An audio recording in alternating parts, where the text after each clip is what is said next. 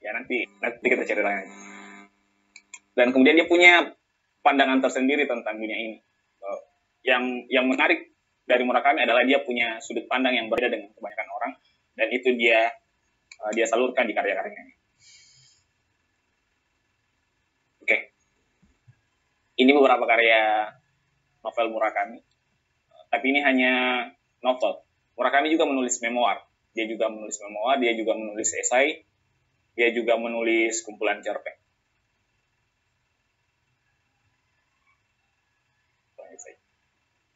Jadi untuk teman-teman yang mungkin belum pernah baca atau baca sekilas saja tapi nggak tamat, saya akan berusaha jelaskan sedikit kilas balik saja. Jadi novel 184 ini bercerita tentang Tengo Daun Aomame dengan latar 1984. Aomame ini seorang wanita yang waktu kecil dia tumbuh di lingkungan sebuah sekte keagamaan di Kristiani. Nama sektenya itu Jemaat Saksi. Jadi Jemaat Saksi itu yang mengabarkan tentang datangnya kiamat, dan salah satunya jalan untuk selamat adalah dengan kembali pada Yesus. Dia tumbuh di lingkungan seperti itu, lingkungan yang bisa tanda kutip agak keras. Dan ketika remaja dia kabur dari rumahnya. Selama kabur itu dia bertemu dengan seorang teman namanya Tamaki. Tamaki ini orang yang baik, cantik, dan mereka sangat dekat. Tapi Tamaki punya semacam punya masa lalu yang buruk, dia punya kondisi mental yang buruk. Tamaki ini pernah mendapatkan perlakuan tidak menyenangkan dari laki-laki yang dia cintai, dan itu membekas di kepalanya sampai akhirnya kemudian Tamaki ini memutuskan untuk mengakhiri hidup. Dan lanjut lagi kemudian Aomame dia kenalan lagi dengan seorang polisi, nama polisinya itu Ayumi. Ayumi juga ternyata punya latar belakang yang tidak jauh beda dengan Tamaki. Dia punya latar belakang kekerasan seksual, psikis dan fisik yang dilakukan oleh orang-orang terdekatnya. Jadi Aomame ini dikelilingi oleh orang-orang atau teman-teman yang punya latar belakang yang tidak terlalu bisa sebut kurang bagus, buruk. Dan Ayumi akhirnya dibunuh. Itu membuat Aomame agak membenci laki-laki yang kasar. Dan ini juga yang melatar belakangi Aomame sehingga ketika dia bertemu dengan seorang konglomerat kaya wanita tua ini juga punya anak yang mengalami kekerasan seksual yang dilakukan oleh suaminya sendiri.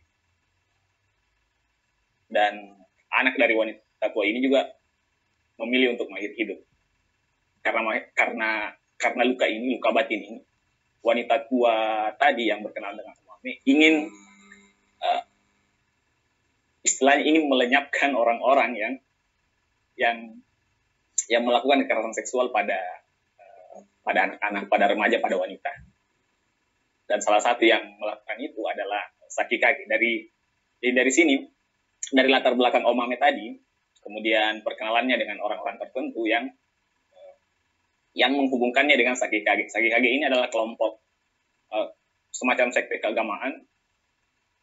Jadi pada tahun 1970-an di Jepang itu belum, istilahnya dia masih mencari bentuk terbaik dari sebuah negara, idealisme banyak masuk, dan kemudian dosen-dosen di Jepang itu tertarik dengan revolusi yang dilakukan oleh Mao Zedong. Jadi dia ingin menciptakan komunitas ideal di Jepang. Mereka keluar kampus, mereka datang ke sebuah pegunungan, di situ bikin komune. Nah, komune ini yang akhirnya menjadi Sakikage. Dan pemimpin Sakikage ini melakukan kekerasan seksual kepada anak-anak usia remaja, anak-anak. Nah, karena itu yang wanita tua konglomerat ini menyuruh Aomame untuk melenyapkan pemimpin Sakikage. Jadi dari situ kemudian novel ini berjalan di sekitaran itu. Kemudian Tengo, ya, salah satu tokoh utama lain. Tengo ini punya masa lalu juga yang tidak terlalu bagus. Ayahnya bekerja sebagai seorang penagih iuran NHK. NHK itu layanan hiburan di Jepang, radio. Dan waktu kecil Tengo sering diajak oleh bapaknya untuk ikut. Jadi kalau bapaknya dapat pelanggan yang tidak mau membayar, dia memaki-maki, Tengo juga kena getahnya. Terus dia anak-anak, karena dia anak-anak, dia menganggap bahwa ayahnya telah menghancurkan masa kecilnya. Jadi karena latar belakang ini juga, Tengo melarikan diri ke matematika. Di matematika dia merasakan kebebasan, di matematika setiap mengerjakan soal dia mendapat kepuasan, dan latar belakang ini yang membuat Tengo kuliah matematika dan pada akhirnya mengajar bimbel matematika. Tapi Tengo tidak mengajar bimbel saja, dia juga menulis, tapi dia belum pernah menerbitkan novel. Dan ada seorang editor di sebuah penerbit yang mencium bakat Tengo. Jadi Tengo ditawari menulis ulang sebuah karya yang ditulis oleh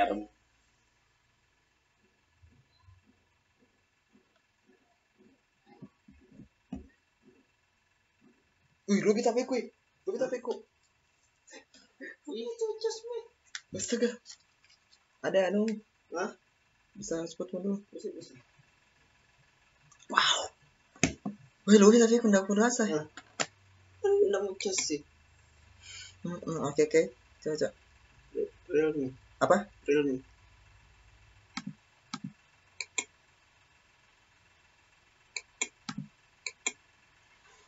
Satu, 2, 3 sampai 8.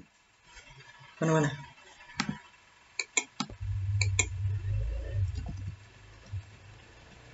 Astaga, ya keluar kak.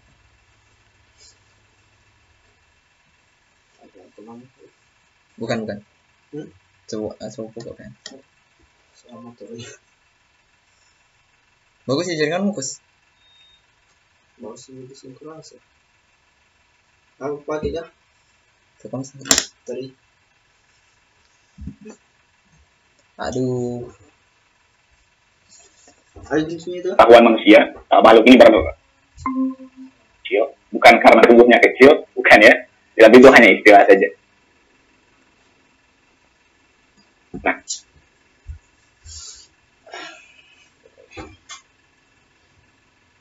saya lanjut ke apa yang menarik dari karya Murakami. Yang menarik menurut saya dari karya Murakami adalah sudut pandang spektrumnya. Jadi teman-teman yang sudah membaca itu tidak akan menemukan Haruki Murakami menjudge orang atau narator dari Haruki Murakami menjudge orang bahwa tokohnya bahwa ini jahat, ini baik, tidak. Dia selalu memunculkan latar belakang dari beberapa tokohnya. Sehingga kalau kita baca latar belakang itu kita jadi bingung apakah apa yang dilakukan oleh tokoh X misalnya itu jahat atau baik. Jadi selalu ada spektrum, selalu ada rentang. Aduh. Bagus sih. Nah, kita dipaparkan justru oleh latar belakang atau motifnya.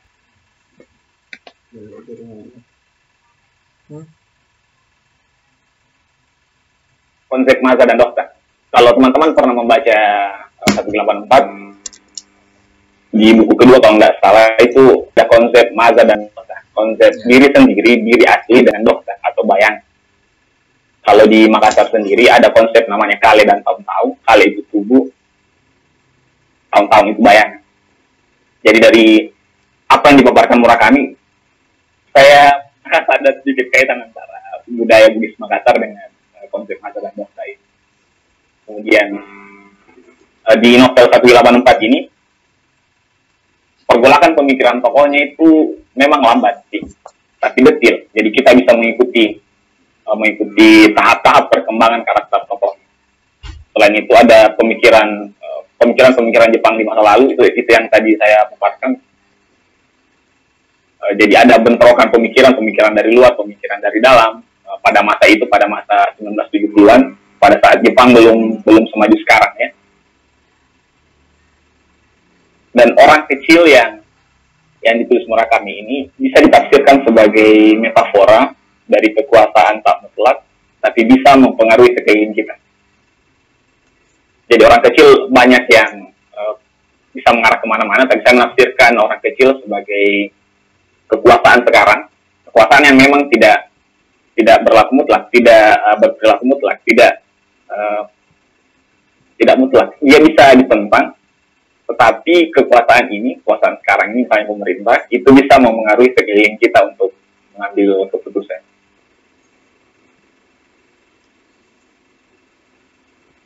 Nah, teknik menulis Murakami. Murakami menulis dengan dua alur yang terhubung secara metafisik. Jadi Aomame berjalan sendiri alurnya, Tengo juga berjalan sendiri alurnya, dan kemudian nantinya dipertemukan di jilid ketiga. Gaya bahasa Murakami sendiri itu ringan, dia tidak diberat-beratkan, tidak terlalu filosofis, dia berjalan ringan seperti kalau kita mendengar musik. Murakami menulis juga dengan sebab akibat yang jelas. Dan ini yang terpenting, campuran beberapa elemen. Ada elemen kriminal, ada elemen detektif, ada elemen mistik, ada elemen distopia, atau dunia yang berbeda dengan dunia kita. Sangat banyak elemen yang bisa kita nikmati di sini. Dan pengaturan tempo cerita yang terinspirasi dari musik jazz. Murakami seorang penggemar jazz, dia sangat senang mendengar jazz, dan gaya bertuturnya serta teknik menulisnya itu terinspirasi dari musik jazz. Kalau musik jazz, mungkin ada yang pernah dengar yang ada improvisasi bebas, dan ya mungkin terdengar mewah, tapi musik jazz itu punya elemen-elemen yang membebaskan seseorang untuk berkreasi. Jadi apa yang ditampilkan misalnya pada pertunjukan sebelumnya, itu belum tentu tampil di pertunjukan berikutnya, karena ada elemen yang disebut sebagai improvisasi bebas. Kemudian ramuan antara pengalaman pribadi dan imajinasi. Murakami menulis itu berdasarkan pengalaman pribadinya yang dicampur dengan imajinasinya. Jadi misalnya pemimpin Sakikage itu badannya besar, ya. Itu terinspirasi dari kakek Murakami. Kakek Murakami punya badan yang besar, kemudian kakek Murakami juga memimpin sebuah jemaat Buddha. Dan saya pikir tokoh pemimpin di 184, pemimpin Sakikai di 184 itu terinspirasi mungkin sedikit atau banyak dari kakek Murakami. Dan kemudian elemen-elemen lain yang bisa kita temui, misalnya bapaknya tokoh utama, bapaknya dari Kawana Tengo itu pernah dikirim ke Manchuria. Jadi dulu waktu zaman pendudukan Jepang berekspansi besar, bapaknya Murakami juga pernah dikirim ke Manchuria. Dari pengalaman bapaknya Murakami, kemudian Murakami tambal, Murakami sulam, jadi pengalaman bapaknya Teng. Jadi dari situ, ya, ramuan antara pengalaman pribadinya Murakami dan imajinasi. Ya, jadi kesimpulan saya, jangan baca 184 langsung. Kalau teman-teman ingin berkenalan dengan Haruki Murakami, lebih baik mulai dari novel-novelnya yang lebih realis, ya, seperti misalnya Norwegian Wood atau The Wind Up Bertrand Chronicle, atau novel lain, novel singkat perpustakaan. Di novel 184 sendiri, menurut saya jangan berharap amanat, jangan berharap pesan-pesan kebaikan saat membacanya. Setelah membaca 184, ya coba lihat bulan. Apakah bulannya masih tado atau sudah 2? Ya.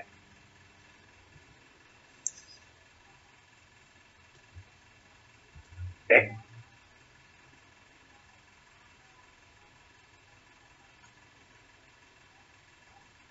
Oke, demikian penjelasan saya. Bisa dilengkapi oleh materi kedua. Ya. Oke, terima kasih banyak Kak Syarul. Sekarang kita persilakan ke Kak Aditya Permana untuk memaparkan atau menyampaikan hasil pembacaannya terhadap karya Haruki Murakami yang satu ini. Silakan Kak.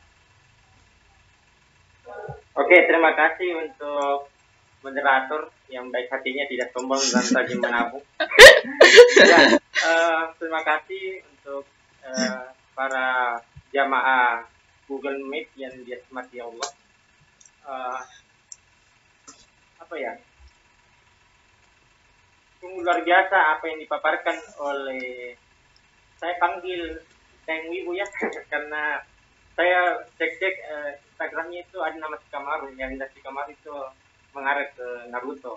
Dan saya panggil Teng Wibu. Nah, berbicara tentang Haruki Murakami, awal mula saya kenal dengan Haruki Murakami itu melalui buku Norwegian Wood, buku yang genre romance yang menceritakan tentang laki-laki bernama Toru yang apa ya, yang cinta bertepuk sebelah tangan dengan Naoko. Itu semacam cinta-cinta yang tragis kalau saya membaca Norwegian Wood. Dan selepas itu saya mulai penasaran dengan karya-karya Haruki Murakami, karena karya-karya Haruki Murakami itu ibaratnya seperti teman yang enak diajak bicara gitu. Ketika Haruki Murakami memaparkan sebuah kisahnya dalam bukunya, itu seakan-akan kita diajak bicara, dan pembicaranya itu ya enak sekali gitu. Pembicaraan yang sepele, pembicaraan yang relate dengan kehidupan kita. Nah, kembali ke 1Q84 ya. Pantek. Q dalam bahasa Jepang itu artinya 9. Jadi sebenarnya 1Q84 itu sebenarnya sama juga dengan judul 1984. Tapi Q diartikan sebagai question mark. Artinya adalah pertanyaan. Artinya adalah dunia yang dimasuki oleh Aomame ketika dia turun dari taksi dan melangkah ke jembatannya atau apa istilahnya, jembatan buka bawah, dia secara otomatis, secara tidak sadar dia pindah ke tahun 1Q84. Itu awal mulanya diperkenalkan yang namanya 1Q84. Berbicara tentang alur ceritanya, saya merasa bahwa 1Q84 ini agak sedikit bersentuhan dengan metafisik. Sebenarnya buku yang paling banyak bersentuh dengan metafisik itu adalah Kronik Burung Pegas atau The Beram Chronicles. Jadi itu yang paling banyak metafisiknya. Dan juga buku terbarunya yang Membunuh Komentator itu juga ada unsur-unsur metafisiknya yang luar biasa. Sedangkan dari buku Haruki Murakami yang 1Q84 ini sebenarnya tidak terlalu mengarah ke metafisik secara keseluruhan, tapi dia mengarah ke kisah cinta dua dunia, yang dimana antara Aomami dan Tengo yang mempunyai masa lalu yang hampir sama, lalu dipertemukan pada sebuah akhir yang dimana Tengo dan Aomami melihat 2 bulan yang berbeda. Nah, di situ awal mulanya, di situlah pada akhirnya mereka akan dipertemukan. Terlepas dari itu, novel Haruki Murakami ini menurut saya adalah novel yang ada sisi baiknya dan juga ada sisi jelek. Sisi baiknya adalah novel Haruki Murakami ini ketika kita membacanya pertama kali, maka kita tidak akan merasakan bosan. Mungkin awal mulanya saya membaca Haruki Murakami, saya merasa bahwa novel apa sih ini? Kok kebanyakan percakapan sepele. Saking sepelenya Haruki Murakami menulis kesehariannya memasak, berolahraga, membaca buku, mendengar musik, itu hal-hal sepele tapi dituliskan di buku. Tapi hal sepele itu justru menjadi kekuatan dari Haruki Murakami, yang dimana saya mendengarkan, saking penasarannya dengan musiknya Haruki Murakami yang Janasek yang berjudul Sinfonietta, itu saya searching di YouTube. Saya dengarkan itu durasinya hampir 5 jam ya. Instrumen yang Haruki Murakami mempunyai selera musik yang gitu. Kemudian dalam novel Haruki Murakami ya kita dipertemukan dengan ciri khas Haruki Murakami yang tanda kutip ya, seksualitas ya. Kalau dibanding dengan novel Haruki Murakami yang Norwegian Wood itu lebih keras ya, lebih final dalam masalah seksualitas. sedangkan dalam 184 ini mungkin ada adegan-adegan khususnya atau di plot-plot khususnya seperti diceritakan Pukaeri ya, ketika Pukaeri satu apartemen dengan Tenggo itu pada suatu malam terjadi sebuah mantap-mantap ya. Sebuah mantap-mantap ya. Jadi adegan mantap-mantap itu menjadi sebuah kunci ya, sebuah kunci di mana kita pertemuan antara Tenggo dan Naomi itu dimulai. Ya, di satu sisi dalam cerita itu ketika di jam suatu malam Tenggo dan Pukaeri itu mantap-mantap. Di sisi lain Aomami tengah merencanakan pembunuhan pemimpin Sakigage. Di situ klimaksnya sebenarnya kalau saya membaca novel Haruki Murakami 184. Detail-detail kecil yang saya dapat.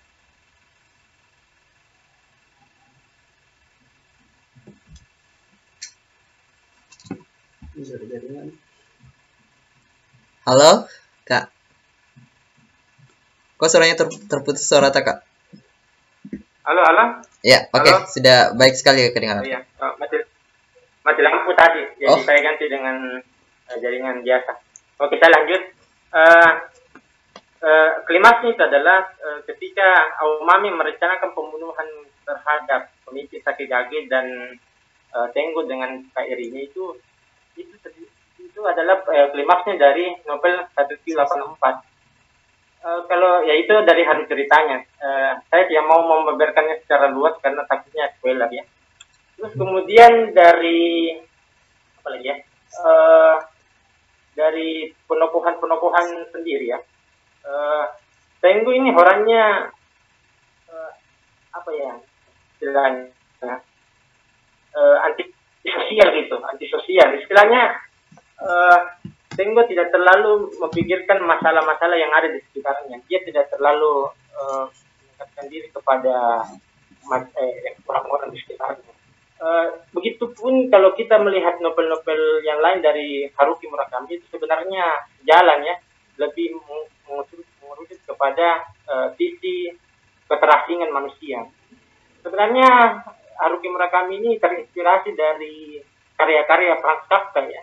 Ya, Franz Kafka yang lebih memunculkan sisi-sisi kesepian dan sisi-sisi keterasingan manusia. Nah, dari sini Haruki Murakami dengan karya-karyanya ini semuanya rata-rata mengacu kepada keterasingan atau sikap-sikap yang antisosial. Namun demikian, penokohan dari Tenggo dan Aomami sebenarnya tidak terlalu menutup diri ya. Buktinya Tenggo yang menjadi guru matematika dan penulis, sedangkan Aomami yang menjadi instruktur olahraga dan menjadi tukang pijit pribadi ya, yang diperankan yang dipesan oleh wanita tua. Itu dari penokohan masing-masing tokoh. Kalau dibilang penokohan lain ada banyak sekali. Seperti Ushikawa ya. Ushikawa ini menarik sekali ya. Di jilid ketiga di 184 ini Ushikawa mempunyai alur ceritanya sendiri yang dimana dia adalah orang suruhannya Sakigage yang ditugaskan untuk mencari atau melacak keberadaan dari Aomami. Nah, di sini dan 3 jilid ini kita dikisahkan bagaimana perjuangan kerasnya dari Ushikawa sampai dia harus membeli ini itu, pergi menyewa apartemen dari Tenggo, menjadi mata-mata ya. Ini dan pada akhirnya dia pun dibunuh oleh suruhannya Aomami gitu. Nah, itu menjadi ada unsur-unsur yang tidak hanya sekadar unsur metafisik tapi juga unsur-unsur semacam thriller ya, kriminal dan romance juga ada di bagian akhirnya. Kemudian yang saya tangkap dari novel Haruki Murakami ini adalah sebenarnya Haruki Murakami ini mengajak kita untuk tidak terlalu memusingkan hal-hal yang sebenarnya tidak berhubungan dengan kita. Karena hidup ini penuh dengan masalah gitu. Hidup ini ya kita tidak akan pernah merasa bahwa hidup ini tidak akan ada yang namanya masalah. Pasti ada masalah. Dan Aumame dan Tenggo ini berusaha untuk keluar dari permasalahan itu. Ya. Itu yang pertama. Yang kedua, gambaran metafisik seperti orang kecil, bulan bulan tua, bulan yang besar, yang normal, dan bulan yang berwarna hijau itu sebenarnya adalah metafora dari masyarakat kita atau apa yang terjadi di sekeliling kita. Kalau saya menerawang ya, kalau saya mau berpikir liar, bulan 2 itu diartikan sebagai mata. Seperti juga novelnya George Orwell yang 1984 yang dimana pergerakan masyarakatnya diawasi oleh mata bung besar. Nah, di sini juga 1984 sebenarnya juga mengangkat isu setiap kehidupan kita ini akan selalu diawasi, dan yang mengawasi kita adalah bulan, ya bulan yang dimaksudkan sebagai bulan kecil dan bulan besar. Sedangkan orang kecil itu adalah ibaratkan sebagai polisi atau pihak-pihak yang selalu memantau kita. Dalam novelnya itu orang kecil itu diceritakan sebagai orang yang membuat kepompong udara. Ya, kepompong udara ini berkaitan dengan massa dan dokter seperti yang dijelaskan oleh Ibu tadi. Nah, di situ diartikan bahwa kalau kita melakukan sesuatu, kita akan sekali diawasi. Ya. Dan yang mengawasi kita adalah bayangan kita sendiri atau sesuatu yang tidak bisa kita lihat, tapi membahayakan. Itu yang ingin dibawa oleh Haruki Murakami dalam novelnya. Terus kemudian sebenarnya Haruki Murakami ini tidak neko-neko pada permasalahan pada masalah kesulitan dalam kita membaca bukunya. Terbukti dari bahasa-bahasanya yang simpel, yang mudah dicerna, terus kemudian percakapan-percakapan antar tokohnya itu yang membicarakan hal-hal yang sebenarnya sepele dalam yang bisa kita tidak bisa katakan dalam kehidupan kita. Itu sebenarnya adalah upaya Haruki Murakami menyederhanakan sesuatu. Karena kalau saya pribadi membaca novel Haruki Murakami itu yang paling susah yang saya baca itu adalah novel Kronik Burung Pegas. Itu yang paling susah saya baca. Itu novel Kronik Burung Pegas metafisiknya 100% ya. Cerita tentang saya lupa ceritanya, tentang orang yang masuk ke sumur ya. Saya teringat dengan judul bukunya Kasarul ini, yang wanita yang menghilang di dasar sumur itu pasti terinspirasi dari novel Haruki Murakami yang Kronik Burung Pegas, yang dimana si laki-laki ini masuk ke dalam sumur lalu merundung tanpa apa-apa. Saya merasa ada semacam inspirasi dari novel Haruki Murakami dan Oke. Terakhir, ya saya sebenarnya hanyalah sekadar pembaca Haruki Murakami, dan saya merasa bahwa saya tidak menyesal membaca Haruki Murakami dengan novel-novel tebalnya ya, yang 1.500 halaman lebih. Saya merasa bahwa Haruki Murakami ini mengajak kita untuk menyendiri dalam menikmati novelnya. Saya merasa nyaman membaca novel Haruki Murakami ini ketika saya berada di tempat tidur malam hari, dan sama ketika saya di masjid gitu. Itu dua tempat yang sebenarnya saya nyaman untuk membaca Haruki Murakami. Entah kenapa kalau saya tempat yang ramai yang penuh dengan orang-orang, saya merasa saya tidak berinteraksi langsung dengan Haruki Murakami dalam novelnya. Saya merasa bahwa saya sekadar membaca saja, tapi tidak merasuk ke dalam novelnya. Seakan-akan Haruki Murakami ini mengajak kita untuk masuk ke dunia saya yang penuh kegilaan. Haruki Murakami tidak sekadar mengajak kita untuk membacanya, tapi juga kita masuk ke dalam dunia. Mungkin itu saja dari saya. ini ada pembacaan PPL dari sana. Kalau ada teman-teman yang mau bertanya silakan. Yang ini sangat seru karena ya kapan lagi kita mendiskusikan karya-karya yang kegilaan ini ya, karya-karya yang anti mainstream. Mungkin saja dari saya, terima kasih. Saya kembalikan kepada Baik, terima kasih banyak Kak Adit sudah menyampaikan pembacaannya terhadap novel Haruki Murakami. Ya, menarik sekali menurutku karena pertama Kak Syarul tadi sudah menjelaskan banyak sekali soal pembacaan dia, lalu ditimpali oleh Kak Adit. Jadi kalau misalnya teman-teman dengan teliti menyimak, ada saya melihatnya satu novel yang dibedah oleh dua orang ini kita bisa menangkap ada sisi-sisi yang berbeda dari keduanya. Tapi saya akan mungkin akan menyampaikan perbedaan yang saya tangkap dari kedua pembedah kita. Tapi saya serahkan dulu ke teman-teman. Mungkin siapa tahu ada pertanyaan. Jadi kita buka sesi tanya jawab. Kalau misalnya teman-teman tidak bisa berbicara, boleh menulisnya di kolom chat. Tapi kalau misalnya bisa berbicara, saya dengan turut menghargai, saya persilakan untuk membuka audio dan kamera supaya menyampaikan langsung pertanyaannya. Silakan teman-teman bagi yang ingin bertanya soal buku yang kita bedah hari ini.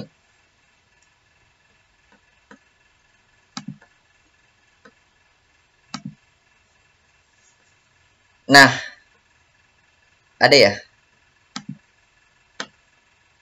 Sambil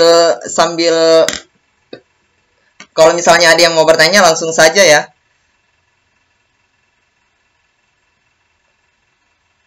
Sambil menunggu. Oh iya, siapa ya? Basman ya?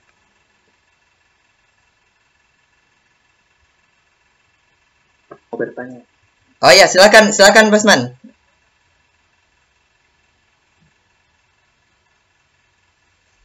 Terima kasih atas kesempatannya.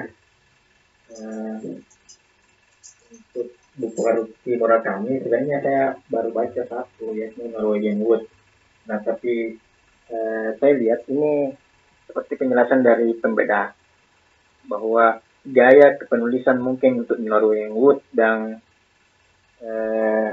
IQ 84 itu mungkin agak berbeda. Ada mungkin yang lebih realistis, ada yang kayak surrealis. Nah, untuk bacaan-bacaan surrealis sebenarnya agak susah saya tangkap.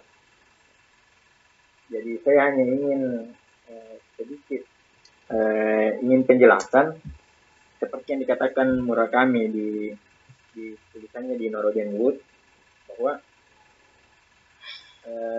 dia tidak ingin menghabiskan waktunya untuk membaca misalnya buku-buku yang sia-sia. Nah, pada saat ini saya masih menganggap bahwa karya-karya surrealis atau mungkin yang mistis dan sebagainya itu masih belum masuk untuk saya bisa terapkan dalam kehidupan sehari-hari. Nah, kira-kira dari pendapat pembeda ini bagaimana menanggapinya dengan hal tersebut? Apakah yang mistis atau surrealis ini ya memang hanya untuk sekedar hiburan ataukah mungkin banyak pelajaran yang bisa kita terapkan dalam kehidupan kita? Terima kasih. Oke. Itu tadi dari Basman. Terima kasih banyak sudah bertanya. Ada lagi teman-teman? Atau sambil menunggu yang lain menyiapkan pertanyaannya, saya mungkin serahkan ke pembedah kita atau kakak-kakak. Pertanyaannya Basman soal perbandingan antara genre karya antara Norwegian Wood dan IQ 84 ini, apakah ada perbedaan itu, dan menurut Basman apa implikasi yang penting dari genre realisme maupun magical realism? Apakah itu hanya sebuah kesenang-senangan atau kita bisa menemukan banyak hal di genre semacam itu? Bagaimana menurut kedua pembedah? Saya silahkan dulu ke Kak Syarul.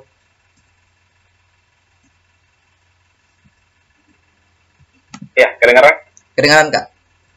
kedengaran. Saya minta maaf tadi karena ternyata slide-nya tidak tampil ya. Tidak tampil semua. Oh iya, boleh kalau Kita misalnya. maksimalkan saja di Oh iya. kita maksimalkan saja di sesi diskusi ini. Oh boleh Kak. Jadi Norwegian Wood dan 1384 saya bilang memang ditulis dengan cara yang berbeda, dengan bungkus yang berbeda. Norwegian Wood, kalau yang sudah membacanya memang elemen-elemen surrealnya, elemen-elemen magisnya itu minim sekali atau bahkan mungkin tidak ada. Kalau yang 1384 itu memang Murakami menulis dengan apa ya, dengan semangat eksperimentasi, dengan semangat untuk bereksperimen dengan bungkus. Jadi surreal itu menurut saya adalah bungkus, dan tidak semua orang memang bisa langsung membuka bungkusnya untuk bisa menikmati isinya. Tidak selalu ada proses untuk itu. Dan saya pikir gaya yang dipilih Murakami untuk 1384 itu mirip apa ya, mirip tambang, di mana kita sebagai pembaca masuk menambang, dan apa yang kita dapat adalah gabungan antara kemampuan, antara alat yang kita bawa, antara pemahaman adaptasi kita, dan dari situ sebenarnya kalau misalnya teman-teman membaca Haruki Murakami dan langsung di 1384 mungkin ada kesan atau ada rasa apa ini? Dan itu wajar sekali malah. Tapi yang ingin saya katakan kalau ya memang 1384 ini ditulis dengan semangat eksperimen, lanjutan eksperimen sebenarnya dari Kafka on the Shore. Di lanjutan eksperimen di Kafka on the Shore juga dia novel dua alur berbeda yang dihubungkan secara metafisik, dihubungkan oleh keadaan-keadaan, dihubungkan oleh peristiwa-peristiwa. Di 1384 juga kelanjutannya. Cuma dia lebih banyak eksperimennya, dia lebih banyak masukkan bumbu, kemudian dia masukkan unsur-unsur di mana pembacanya bisa menafsirkannya dengan banyak cara. Ya memang tidak semua orang bisa mengambil itu saja, menambang, karena apa yang akan kita tambang tergantung dari alat yang kita bawa dari luar dengan percakapan kita.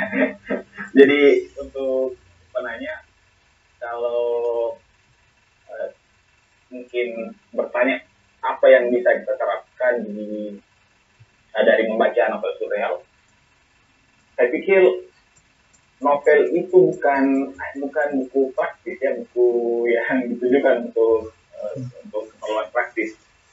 Dia sekedar hiburan, dan untuk menikmati hiburan dengan gaya surreal pun tidak semua orang bisa. Wajar sih, seperti yang tadi saya bilang. Jadi jangan pikirkan praktisnya kalau membaca surreal, karya surreal atau karya realisme magis, atau karya campuran antara realis dengan realisme magis, tapi pahami bahwa surreal itu hanya bungkus. Murakami memilih bungkus ini karena dia lebih nyaman untuk, kalau orang menulis surreal, menurut saya itu dia bilang ke orang, dia mengatakan apa yang dia mau katakan, tapi di sisi lain dia bersembunyi. Dan untuk memahami apa yang disembunyikan kan butuh proses itu tadi. Ya. Karena itu untuk teman-teman yang mau membaca Haruki Murakami, saya sarankan untuk memulainya dari karya realis, dan peralihannya itu dari karya realis ke karya surreal itu baca di perpustakaan misterius, Strange Library. Kalau teman-teman baca dari situ, saya pikir teman-teman akan dapat koneksinya. Teman-teman akan dapat pijakan-pijakan sebelum membaca karya-karya magis atau karya-karya magis dari Haruki Murakami. Ya, tuh. Saya kembalikan kepada Rasul. Oke, itu tadi dari Kak Syarul. Bagaimana dengan Kak Adit? Ya, oke, terima kasih. Pertanyaan Basman sangat bagus ya. Ini juga menyangkut dengan kesastraan yang kita lihat ya. Surrealisme atau realisme magis itu sebenarnya tidak asing dalam belantika sastra dunia. Tentunya kita bisa lihat dalam karya 100 tahun kesunyian, karya Gabriel Garcia Marquez, atau karya di Indonesia Eka Kurniawan, Santi Pituluka, juga ada unsur-unsur realisme magis. sebenarnya kalau kita berbicara tentang pluralisme atau realisme, sebenarnya adalah upaya untuk apa ya, menipiskan dunia fiksi dengan dunia nyata. Seakan-akan dunia fiksi dan dunia nyata itu bersatu, tidak ada sekat di antara dunia ini. Sebenarnya dunia surrealisme dari monalis itu adalah upaya bagaimana kita bisa merefleksikan mimpi kita atau bayangan imajinasi kita dalam sebuah kehidupan sehari-hari. Ya, mungkin misalnya kalau kita bermimpi, pasti mimpi-mimpi kita ini ada sangkut pautnya dengan dunia nyata, tapi ada bumbu-bumbu. Itu juga seperti yang kita bahasakan dalam ketika kita menulis surrealisme atau menulis, kita berupaya untuk menipiskan dunia nyata. Juga kita berupaya untuk menyamarkan arti sebenarnya atau menyamarkan maksud dan tujuan yang kita ingin utarakan dalam karya-karya kita. Misalnya novel 1984 ini memetaforakan orang kecil dan 2 bulan yang berbeda, itu sebenarnya memetaforakan realita, memetaforakan apa yang terjadi di sekeliling kita. Nah, itu adalah upaya-upaya, sebenarnya itu adalah upaya yang asik sebenarnya, upaya yang mengasihkan dari seorang penulis. Karena kalau saya ya, menurut saya tulisan-tulisan yang terlalu realistis itu membosankan gitu ya, apa ya, terlalu nyata gitu, terlalu apa ya, kalau kita membaca ini ya kita rasakan kehidupan kita yang penuh masalah ini ya, nggak perlu kita membaca novel-novel realistis ya, karena kehidupan kita ini realistis penuh masalah. Mungkin novel realistis ini sebenarnya upaya kita untuk mengasihkan masalah-masalah kita, mengasihkan kehidupan kita supaya kehidupan ini tidak flat terus. Ya, ini sebenarnya ada pesan intinya dari novel Haruki Murakami yang surrealis dan novel-novel kebanyakan yang punya aliran yang sama. Itu saja, terima kasih. Oke, baik. Sebenarnya pertanyaannya bagus sekali dan ditanggapi juga dengan cukup bagus oleh kedua pembedah kita. Kalau Kak Syarul menganggapnya bahwa membaca karya surrealis itu semacam kulitnya gitu. Kalau Kak Aditya menganggap bahwa selalu ada hal yang menyenangkan dari cara surrealisme bekerja. Tapi saya juga ingin menanggapi sedikit. Sebetulnya ini juga sih yang bisa kita diskusikan. Jadi dalam penulisan karya tulis sastra khususnya selalu ada semacam kalau misalnya teman-teman baca ini Zukuru karya Murakami juga, ini lebih realis saya bilangnya. Dan tapi yang ingin saya dari pembacaan saya terhadap Haruki Murakami, saya juga pembaca Murakami, dan yang saya ingin sampaikan adalah bahwa gaya, jadi satu bentuk tulisan itu sebetulnya kan kalau saya biasa membaca buku itu karena 2 hal. Pertama, apa yang ingin disampaikan oleh penulis lewat buku itu, dan dengan cara apa dia menyampaikan. Jadi surrealisme itu mereka memilih, saya tidak ingin menyebutnya eksperimentalis meskipun selalu penulis mengakuinya, tapi memang dengan cara seperti itu gagasan yang ingin disampaikan Haruki Murakami bisa tersampaikan. Bayangkan coba, apakah teman-teman pernah membaca Animal Farm atau novel-novel semacam itu? Ketika novel itu gagasan itu disampaikan dengan bentuk yang lain, bukan surrealis atau dalam genre yang lain, itu gagasannya tidak sampai. Jadi kurang lebih menurut saya barangkali seperti itu. Ada gagasan besar yang sebetulnya ingin disampaikan oleh Murakami, tapi tidak bisa tersampaikan kalau dia menyampaikan secara realis. Sebagaimana di novel-novelnya seperti Dengarlah Nyanyian Angin yang realis, cukup juga realis. Mungkin itu tambahan dari saya, dan saya serahkan lagi untuk teman-teman yang mau bertanya, silahkan. Oke, Pak Andi Farul Razi, silahkan. Saya silahkan. Baik, bismillahirrahmanirrahim. Assalamualaikum warahmatullahi wabarakatuh. Waalaikumsalam warahmatullahi wabarakatuh. Selamat siang, teman-teman sekalian, teman-teman sekalian, pengurus SMP Makassar, kakak saya yang lain, Kak Basman, Kak Andi, Sofian, Kak Mus, dan yang lainnya. Saya kenal Norwegian Wood dari Kak Basman tentunya, dan saya kaget sekarang Kak Basman baru bilang baru baca satu buku Norwegia, buku Haruki Murakami. Karena ada masa di mana Kak Basman itu sering bikin status tentang Haruki Murakami. Saya pikir Kak Basman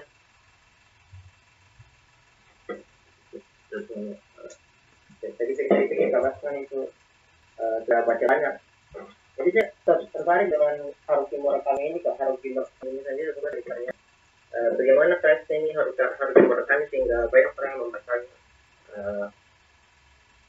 Kemudian saya juga lihat di film-film lain seperti film terkenalnya Be With You, itu film dia filmnya Sonyeji di mana bukunya Haruki Murakami tersiar juga. Jadi saya juga saya memulai kenal Haruki Murakami dari filmnya Norwegian Wood, di mana pemerannya Midori adalah pemeran yang Misaka di AOT Live. Jadi sebenarnya pertanyaan saya tidak jauh tentang buku ini, tapi tentang Haruki Murakami-nya sendiri. Sebagai orang yang belum terlalu giat membaca, bagaimana Haruki Murakami ini menyentuh kalian, bagaimana Haruki Murakami ini punya vibe sendiri, dan apakah di Indonesia punya penulis yang sama seperti Haruki Murakami? Kira-kira bagaimana Haruki Murakami ini terbentuk sehingga dia jadi Haruki Murakami?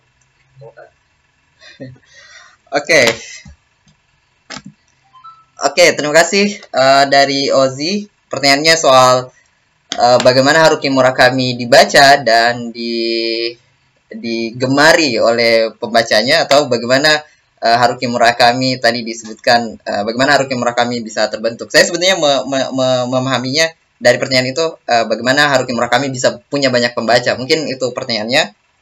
Dan kita sebenarnya kita langsung saja ke Kak Syahrul sambil menunggu yang lain. Mungkin ada pertanyaan lanjutan. Saya serahkan, Kak. Silakan. Sebenarnya saya menangkapnya dua pertanyaan. Pertama, kenapa Haruki Murakami punya vibe tersendiri sehingga digemari dan karyanya dibaca, dan kedua, apakah ada penulis yang punya vibe seperti Murakami di Indonesia? Yang pertama, kenapa Haruki Murakami punya vibe sehingga digemari, vibe tersendiri? Dulu pada masa Murakami, orang-orang Jepang, penulis Jepang itu menulis dengan gaya yang tidak jauh beda dengan Kawabata, dengan Mitsubishi dan lain-lain. Murakami datang dengan gaya baru, dan karyanya itu seperti mengalir, kata-katanya mengalir, tapi tidak bentuknya tidak, atau vibe-nya atau tone-nya itu berbeda dengan karya-karya penulis Jepang pada saat itu, sehingga orang-orang menganggap ada nilai kebaruan di situ, dan dari situ kemudian penulis-penulis sastra Jepang yang kemudian menjadi penerjemahnya Murakami menganggap bahwa Haruki Murakami ini bisa laku di pasar luar Jepang ya. Jai Rubin misalnya, teman-teman mungkin kenal Jai Rubin, Philip Gabriel, Alfred Timbaum, dan Ted Gosses. 4 penerjemah ini melihat nilai kebaruan dari karya Haruki Murakami dan kemudian menerjemahkannya. Jadi dari penerjemahan ini karya Haruki Murakami kemudian meluas. Dan sebelumnya dia sudah meledak dulu di Jepang. Dia memenangkan sebuah sayembara penulis baru. Jadi Haruki Murakami punya vibe pertama karena itu tadi, di lingkungannya tersedia bacaan, tersedia produk kebudayaan dari luar. Dari situ kemudian itu berpengaruh pada Haruki Murakami, baik dari gaya berceritanya, dari topik yang diambil, dan interaksi antara Murakami sendiri dengan lingkungan sekitarnya itu bikin vibe tersendiri. Misalnya kucing ya, kita kenal Murakami itu sangat dekat dengan kucing, gagak, dan domba. Murakami dekat dengan kucing karena ketika kecil dia punya pengalaman bersama bapaknya. Jadi Murakami ini tinggal di perumahan besar di Jepang, itu ada semacam rumah keluarga besar ya.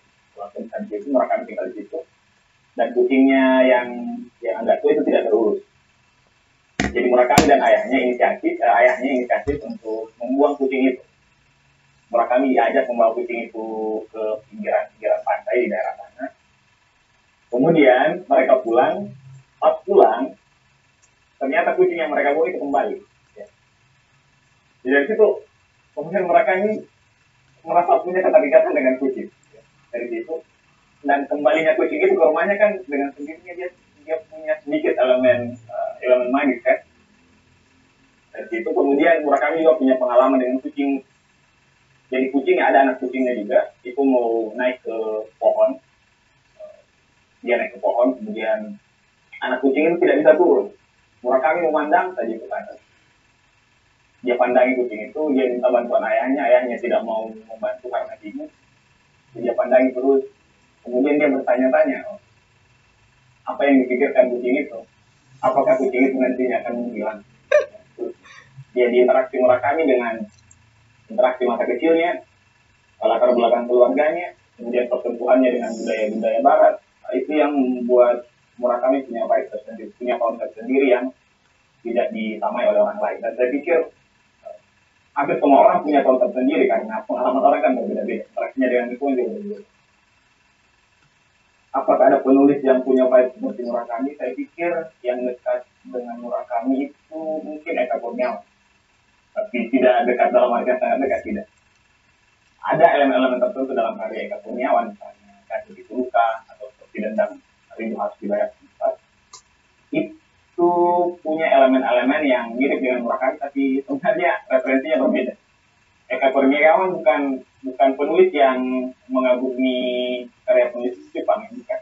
Bahkan Eka Kurniawan sendiri dia mengkritik karya Haruki Murakami sebagai karya yang buang-buang waktu karena terlalu panjang. Dan sebenarnya kalau 3 jilid buku ini diperas, kata Eka Kurniawan, itu yang terbaik dari 3 jilid ini adalah cerpen Murakami Kota Suci. Jadi di 184 sebenarnya ada cerpen yang lebih duluan terbit, kemudian digabung ke sana. Dan kalau teman-teman baca, Kota Kucing itu adalah bagian ya. Saya lupa mungkin di jilid kedua, mungkin atau jilid pertama. Iya. Jadi kemudian penulis lain yang punya vibe, saya pikir banyak penulis muda yang terinspirasi dari Murakami, khususnya mungkin yang menggemari karya-karya Jepang. Dan sekarang penulis Jepang yang bagus bukan hanya Haruki Murakami, sekarang ada Mieko Kawakami, kemudian Geki Kawamura, yang vibe-nya mirip. Kalau Indonesia saya pikir sangat banyak, apalagi penulis-penulis baru yang terinspirasi dari Haruki Murakami. Demikian. Oke, terima kasih Kak Syarul. Sekarang mungkin ke Kak Aditya, mungkin ada tambahan bagi pertanyaannya Farul Rozi soal 2 pertanyaan yang tadi. Silakan Kak. Oke, terima kasih untuk moderator. Luar biasa pertanyaan dari Farul Rozi.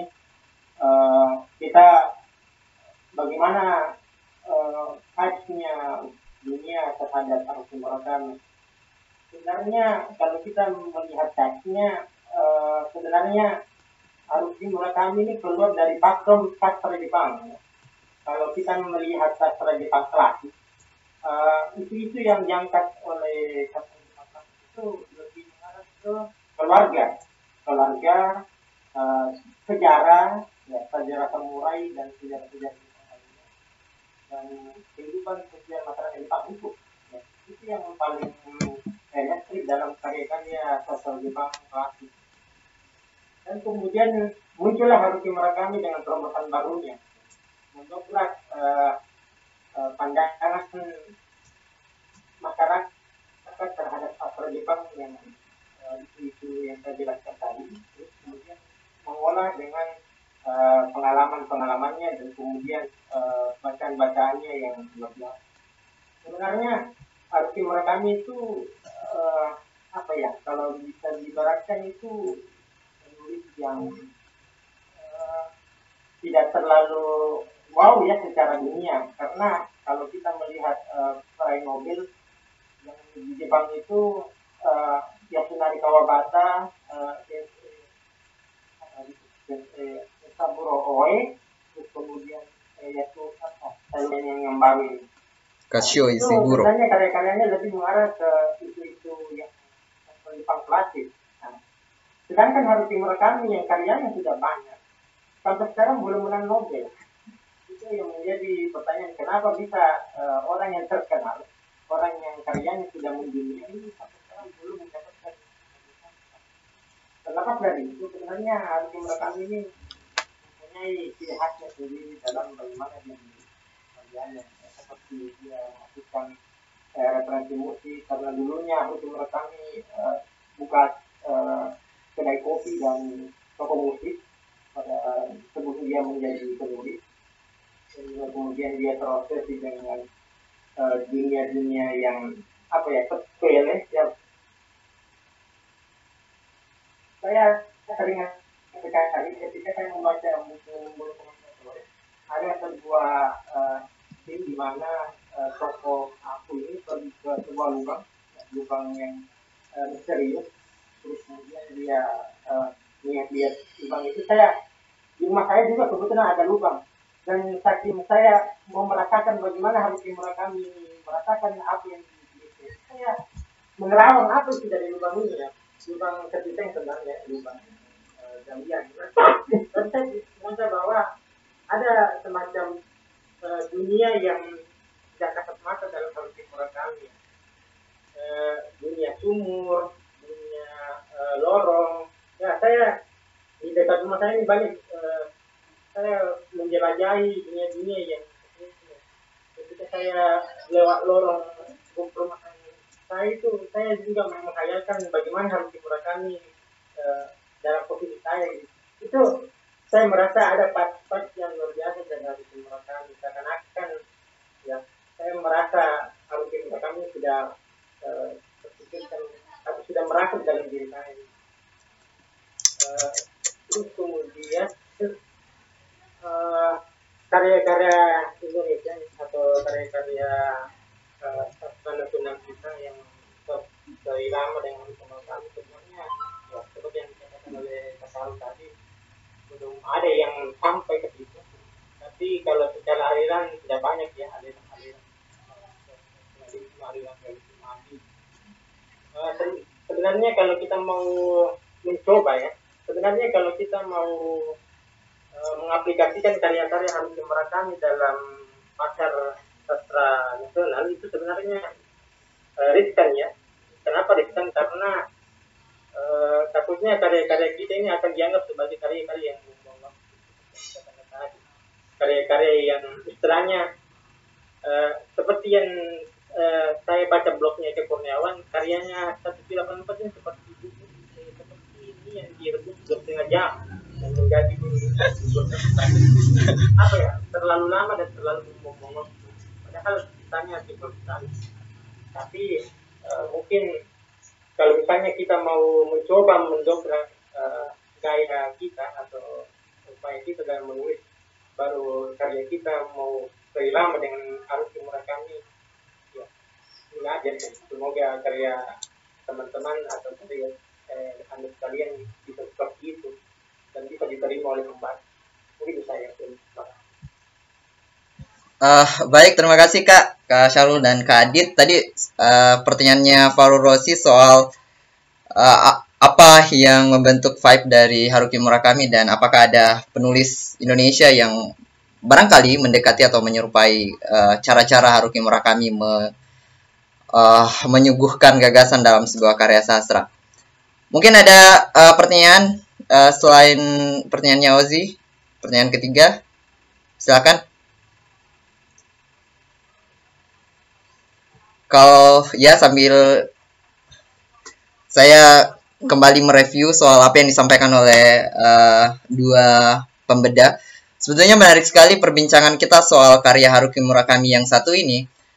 Saya ingin menyampaikan kalau saya pribadi menangkapnya malah kalau misalnya tadi Kak Syarul dan Kak Adit mengutip Eka Kurniawan menyebut bahwa karya Haruki Murakami ini terlalu kemana-mana dan pada akhirnya kalau diperas akan jauh lebih punya arti.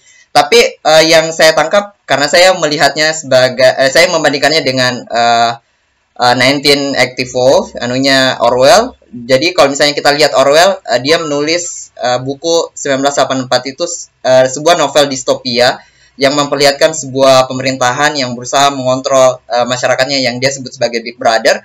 Tapi yang menarik dari Haruki Murakami adalah karena dia bisa memperlihatkan atau mengkritik, malah saya menyebutnya mengkritik karena dia misalnya ada satu tokoh namanya ya orang kecil itu yang Little People ya.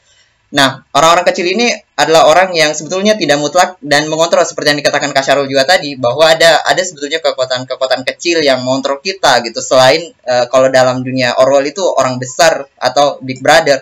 Jadi dia memperlihatkan bahwa ada kekuatan psikoanalisis di tubuh kita dan tubuh-tubuh orang lain yang bisa mengontrol diri kita gitu. Jadi pada titik tertentu saya melihatnya mungkin kita cuma tidak menemukan arti dari berlimpahnya informasi yang disampaikan oleh Haruki Murakami sebetulnya. Itu mungkin apa ya, kayak pembenaran terhadap panjangnya novel itu. Mungkin ada pertanyaan lain, silakan teman-teman. Ini menurut bagus sekali. Kalau tidak ada pertanyaan, saya bertanya mungkin ke Kak Adit dan Kak Syarul soal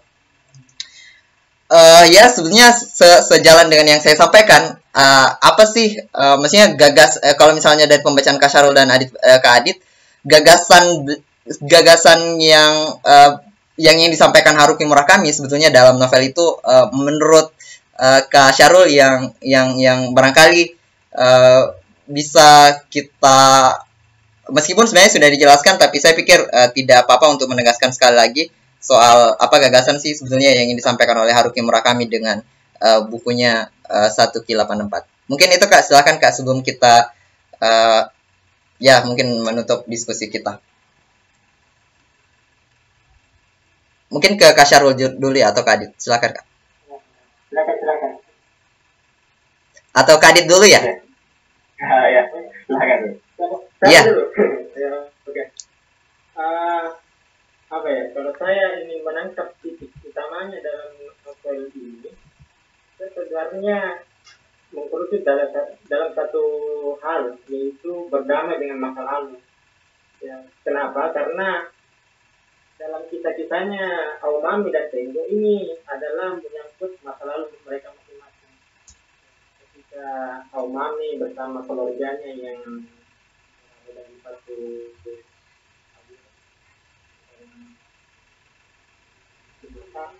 sedangkan Tengo yang bersama ayahnya keliling kota menagih uang. Sebenarnya di dalam mereka itu ada gejolak batin, ya. Gejolak masa kecil yang sebenarnya yang seharusnya adalah masa untuk bermain dan merasakan kegembiraan. Tapi dalam masa kecil mereka itu sebenarnya mereka tersiksa, terbebani oleh keadaan dan desakan orang tua. Itu sebenarnya Haruki Murakami berusaha untuk kita sebagai pembacanya berdamai dengan masa lalu. Sebenarnya saya merasa bahwa apa yang ditulis oleh Haruki Murakami dalam novel ini relate sekali dengan kehidupan saya dan kehidupan teman-teman, yaitu terkadang kita merasa bahwa di masa lalu kita ini terkadang yang kita hayalkan itu adalah masa kecil yang penuh sukacita, yang penuh dengan permainan. Tapi ya karena realita kita dengan lingkungan kita yang menyebabkan kita terbentuk menjadi pribadi yang tidak sesuai dengan ekspektasi kita gitu. Ekspektasi masa kecil yang membahagiakan. Dan pada akhirnya ketika mereka Aomami dan Tengo dewasa, trauma-trauma masa kecil mereka itu menghantui mereka gitu. Seakan-akan masa lalu mereka itu adalah sebuah kenangan yang tidak perlu ada dalam takdir kita, takdir mereka gitu. Seakan-akan mereka ingin mengulang kembali kehidupan mereka. Dan mereka sebisanya menjadi pribadi yang sesuai dengan pandangan atau ekspektasi yang baik gitu. Dan pada akhirnya ya Tengo sendiri ini ya sebenarnya sudah berdamai dengan masa lalunya, di mana ketika wafatnya ayahnya, Tengo ini sebenarnya sudah berdamai dengan masa lalunya, di mana dia mengungkapkan keluh kesahnya ketika pada masa kecil dia selalu bersama ayahnya menagih uang dan dia tidak menikmati masa kecilnya, selalu dipandang sebelah mata oleh teman masa sekolahnya. Begitupun juga Aomame. Walaupun Aomame sebenarnya dia tidak berdamai dengan masa lalunya, tapi dia keluar dari masa lalunya dan berusaha untuk membuat kehidupannya sendiri tanpa ada campur tangan dari orang lain. Tapi terlepas dari itu, sebenarnya Haruki Murakami ini mengajak kita untuk merefleksikan diri kita sendiri, karena kalau kita melihat novel-novel Haruki Murakami, sebenarnya novel Haruki Murakami adalah refleksi dari kehidupan manusia gitu.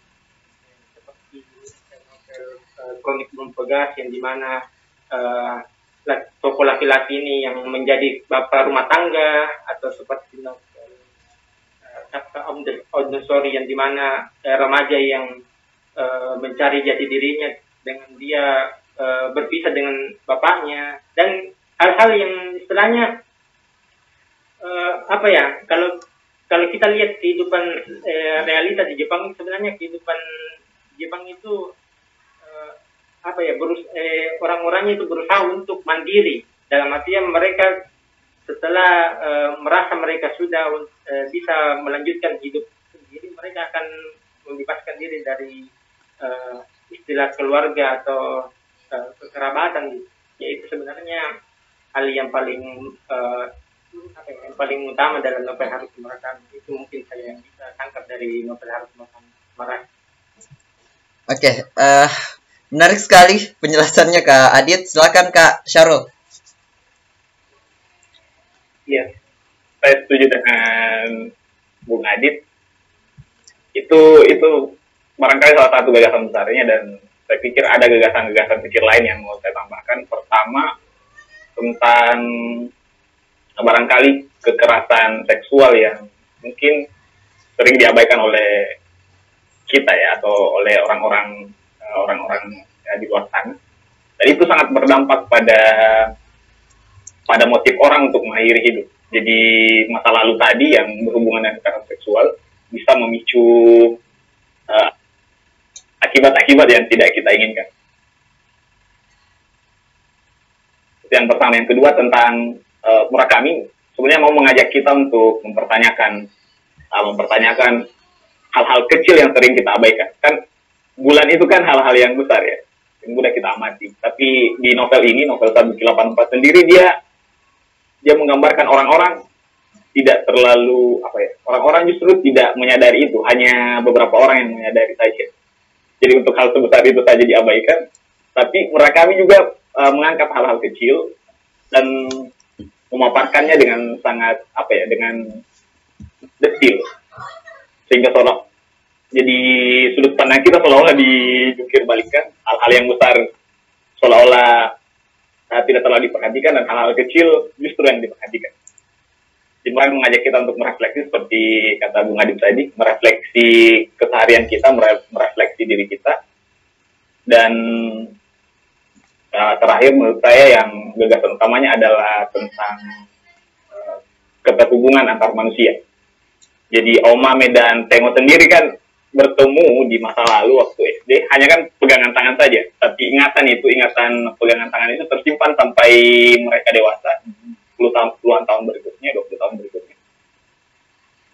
Dan saya pikir keterhubungan macam ini yang mungkin memang asing, memang aneh kalau kita lihat sekilas, tapi saya pikir Murakami ingin kita untuk kita bertemu dengan banyak orang kan, kita melakukan relasi, kita terhubung dengan banyak orang, tapi belum tentu kita punya hubungan seperti Aomame dan Tengo yang sesaat tapi berlangsung lama dan berkualitas. Saya pikir itu menurut saya gagasan utama Murakami adalah menanyakan relasi kita dengan sekeliling kita, relasi kita dengan diri sendiri. Dan kekuatan Murakami di situ, meskipun mungkin novel 184 ini dianggap boros, dianggap membawa waktu, tapi selalu ada hal-hal yang seperti kita tadi, kalau kita bawa seperti menambang ya, apa yang kita tambang, apa yang kita hasilkan di tambang itu bergantung dari apa yang kita bawa dari luar, alat-alat, kemampuan adaptasi dan lain-lain. Itu saja. Baik, terima kasih untuk Kak Syarul dan Kak Adit. Tadi itu penjelasan yang bagus untuk pertanyaan ya untuk soal apa gagasan yang saya sebetulnya pernah membaca buku judulnya The Forbidden of Haruki Murakami. Jadi buku itu tesis yang meneliti Haruki Murakami. Tapi bukan buku ini. Jadi dia menyebut kalau kekuatan pengarang Jepang ini atau Haruki Murakami, dia punya kesadaran menulis dengan pisau psikoanalisa. Jadi kalau misalnya di karya-karyanya itu dia membagi kepribadian itu menjadi 3. Kalau di buku itu dia sebutnya sebagai rumah 2 lantai. Lantai pertama, lantai kedua, lantai ketiga. Nah, Haruki Murakami selalu dengan cara itu berpikirnya kalau dia menulis novel. Kalau dia tokohnya butuh menemukan jati dirinya, dia selalu kayak lari ke bawah, masuk ke dasar sumur. Ada juga cerpennya yang bercerita soal ada orang yang untuk menemukan dirinya dia terjun ke dasar kolam dan menahan dirinya di bawah. Jadi nalar-nalar begitu gitu di buku. Teman-teman bisa baca kalau misalnya ingin mengenal lebih dalam. Saya sebenarnya punya e-booknya Forbidden of Murakami. Ini tesis berbahasa Inggris dan bagus sekali. Dan saya pikir mendengarkan Kak Syarul dan Kak Adit hari ini berbicara soal buku EQ atau 1Q84 ini menurut saya menyenangkan sekali. Dan barangkali saya bertanya lagi, kalau misalnya tidak ada pertanyaan kita selesaikan mungkin. Ada lagi pertanyaan teman-teman? Oke. Kalau misalnya tidak ada pertanyaan, karena kita juga sudah menghabiskan waktu 1 jam lebih, dan saya pikir menyenangkan sekali lagi saya katakan, dan saya persilahkan mungkin untuk Kak Syarul dan Kak Adit barangkali close statement untuk baca karya kita hari ini. Dan sekali informasi bahwa FLP Makassar selalu membuka diskusi, apalagi khususnya baca karya setiap rutin. Jadi kalau misalnya ada teman-teman yang ingin berkolaborasi, silahkan hubungi teman-teman di pengurus dan panitia. Dan sebelum kita tutup, saya serahkan ke Kak Syarul dan Kak Adit untuk menyampaikan beberapa hal mungkin. Saya persilakan. Silakan Kak. Ya, saya yang pertama ya. Iya Kak, silakan Kak. Oke. Tidak banyak yang mau saya sampaikan tentang 1Q84 ini, tapi mungkin hanya ada beberapa hal kecil ya. 1Q84 itu sebenarnya adalah bentuk konkret dari ide-ide Murakami di perpustakaan misterius. Jadi Murakami mengawali eksperimennya atau mengawali pembikin buku baru itu dari perpustakaan misterius atau French Library.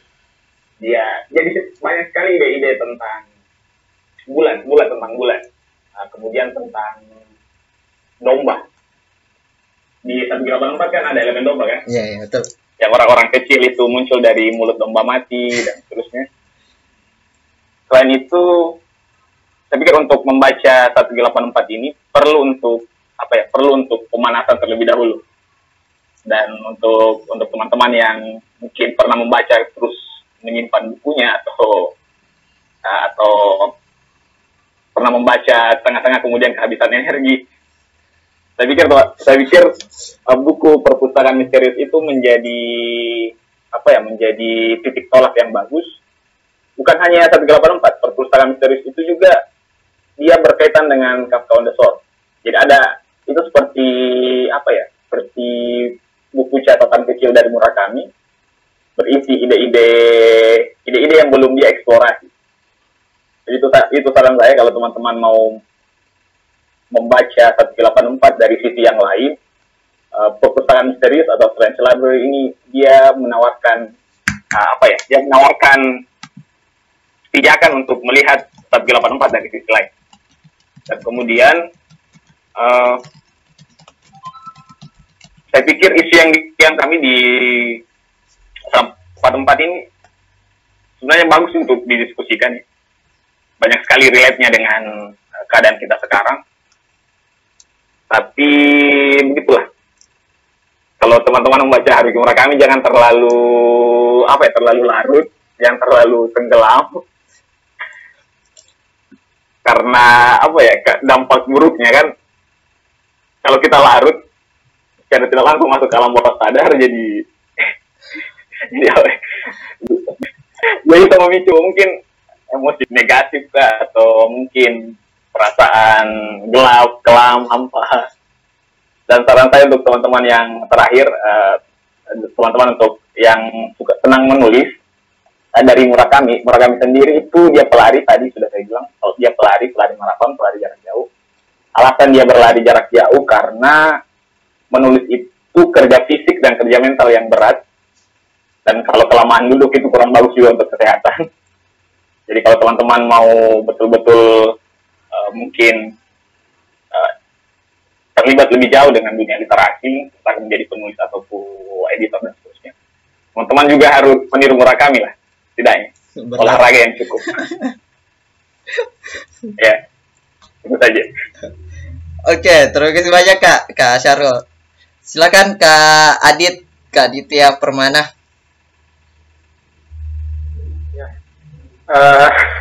Luar biasa ya, diskusi kita kali ini. Saya tergelitik dengan kata alam bawah sadar ya. Dalam novel ini ya jangan sampai kita terlalu larut ya, karena ada satu alur yang mungkin jangan sampai terbawa kepada alam bawah sadar yang menyebabkan kita ya tanda kutip ya ya, jadi ada semacam disclaimer untuk teman-teman yang memulai membaca surah kami, jangan sampai terlalu larut ya.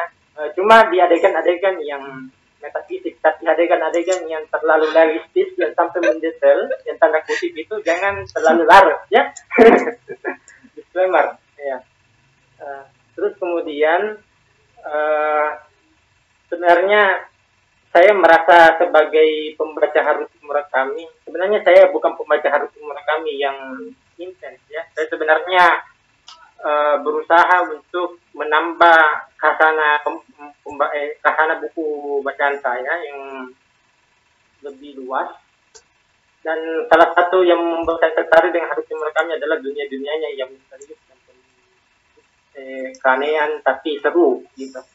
Saya merasa Haruki Murakami sudah mengajak saya kepada dunia-dunia yang tidak hanya sekadar dunia yang penuh penuh keseharian yang menjemukan, tapi juga ada hal-hal yang bisa kita ambil walaupun itu sepele. Referensi musiknya, referensi makanannya. Saya tertarik dengan kegiatan-kegiatan Haruki Murakami dalam novelnya yang terlalu mendetail. Itu semacam semacam role untuk kita berkeseharian gitu. Seakan-akan kita beginilah caranya untuk kita memasak, beginilah caranya kita untuk melihat kota, melihat sekeliling kita. Seakan-akan Haruki Murakami ini mengajak kita jalan-jalan gitu. Tidak hanya menceritakan apa yang dia ingin ceritakan, tapi juga mengajak kita jalan-jalan.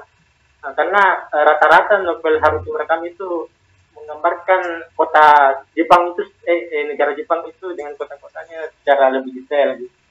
Terus yang terakhir ialah adegan ketika Omami dan Tengo itu bersentuhan tangan yang sebentar tapi mempunyai dampak yang luar biasa setelahnya. Itu saya menghayalkan bahwasanya jangan sampai kita merasa bahwa orang yang terlalu dekat kita lama-lama itu adalah jodoh kita.